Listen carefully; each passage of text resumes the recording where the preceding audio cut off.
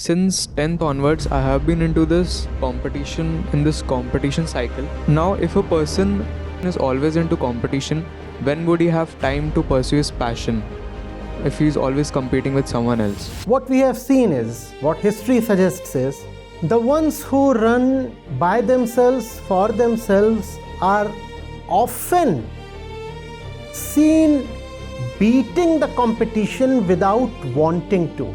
They said, how has this happened? We never intended to be ahead of others. The intention was something else. What was the intention? The intention was a love affair between me and this thing that I am doing. One fellow came to me and said 3 hours a day he wastes on just tracking the competitors. Not just tracking them, actually laying traps so that they waste half an hour or something. Then how much time do you use wasting their time? 3 hours every day.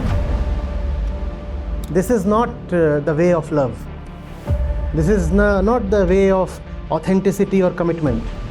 Do what you have to do and the results. So my question to you is, since 10th onwards, I have been into this competition cycle, like first getting good grades in 10th, then later on clearing JEE. Then after coming to college, we realized that we not just have to be good at academics, but also develop communication skills, get exposure, and also worry about our placements. After getting jobs, I have seen many people talk about perks, incentives, etc. I had recently read a quote in your recent book, Truth Without Apology. What's the book? One second.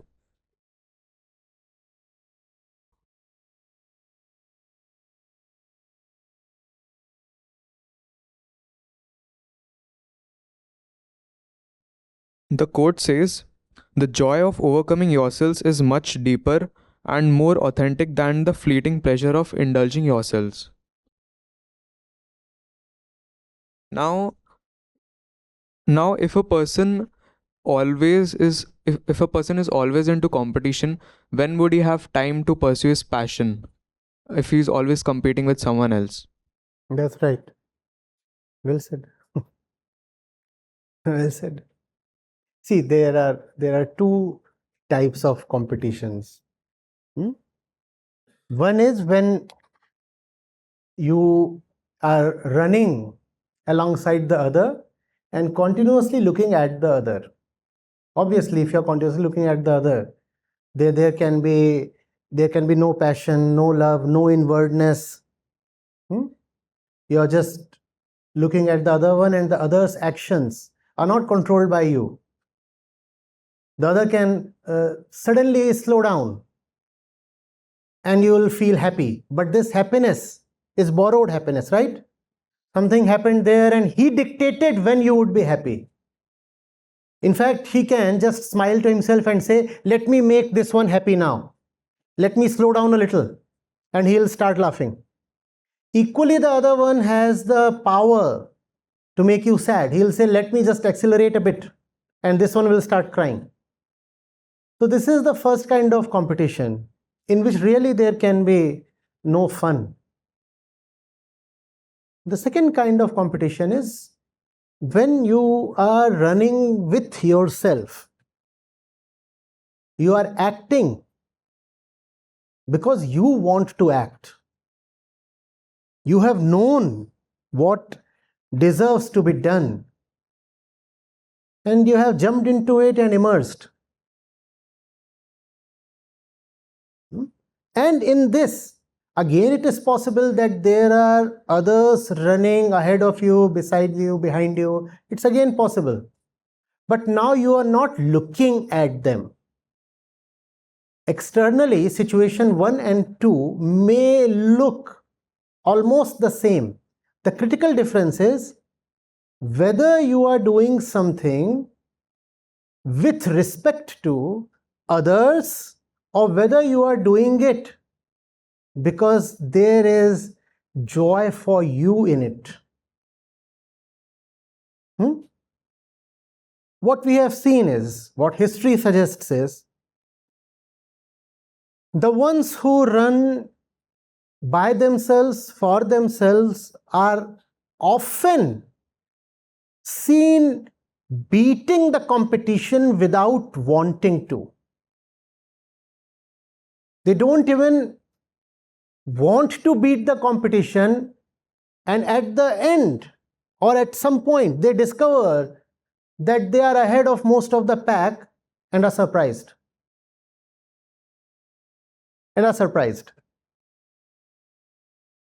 They said, how has this happened? We never intended to be ahead of others. The intention was something else. What was the intention? The intention was a love affair between me and this thing that I'm doing. That was the intention. That's what I did. And lo, I suddenly find I'm ahead of the pack. And this surprise thing, I'll give you two examples. The first one from IIT and the second one from somewhere else. Like everybody who prepares for the JEE, I too had targeted a top 100 rank. Didn't get it. In fact, missed it by a mile. So there was this curiosity, reached the campus. What is special about the top 100 rankers? And since it was IIT Delhi, we even had a few of the top 10 rankers. We chose the CS branch, they were there. And what I found quite curious was that many of them, most of them, said that they were taken aback by their rank. That the rank came as a surprise to them. These were people who really had their heart in what they studied, at least at the JEE level, maybe not later on in the campus. So they loved solving problems, physics, maths, chemistry. They enjoyed that. It was their enjoyment that kept them going,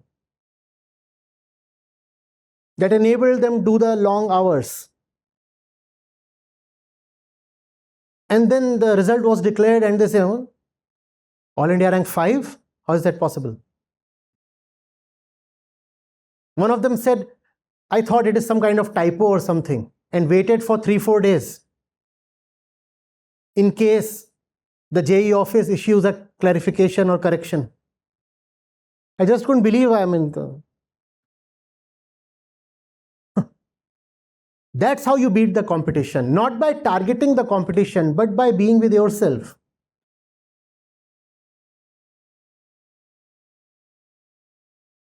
My CAT exam, I was not too keen on the CAT, on going to the IIMs. I was preparing for the UPSC. So my UPSC mains were in the November month of year 2000, and the CAT was scheduled on December 9th or 11th. So I hardly had a month to prepare. So I joined a test series so that I may just know where I stand with respect to others. I joined the test series and I was never one of the toppers there. I was doing well, fine, but not much of preparation, not much inclination either. So not one of the toppers there. The toppers again were from IIT. I knew them. So came the D-Day, we wrote the exam, and the pattern had changed that year. Instead of 4 sections, there were only 3. Instead of 180 or 90 questions, there were only 165. And the questions were a lot tougher. So I anyway used to do some 120 odd questions, 120, 125. That year I did 113. I thought I have not done very well, and just emerged from the center. And there I found The others, almost sobbing, long-faced, inconsolable. I asked what has happened. And these were the ones who were scoring 140, 150 at the time of the mock tests. I said, what has happened? There was hardly anyone there who had reached even triple digits, 80s, 90s, maximum 105. It was then that I came to know that the pattern had changed. The questions were much more difficult than the previous years. I was not comparing. Even previous year is a comparison. Do you see this? How is the pattern compared to the previous year? How is the difficulty level compared to the previous year? So I still did 113, and that was much more than what most of the others had done. And when the results were declared, I got shortlisted for a particular scholarship, and the shortlisting there happens on the basis of your CAT score. So I could estimate that I'm probably one of the toppers in the exam this time, and that was unintended. You don't beat the competition by continuously wasting your energy on surveillance. How is this one doing? How is that one doing? One fellow came to me and said 3 hours a day he wastes on just tracking the competitors. Not just tracking them, actually laying traps so that they waste half an hour or something. I said, fine. Do you succeed? Yes, I succeed.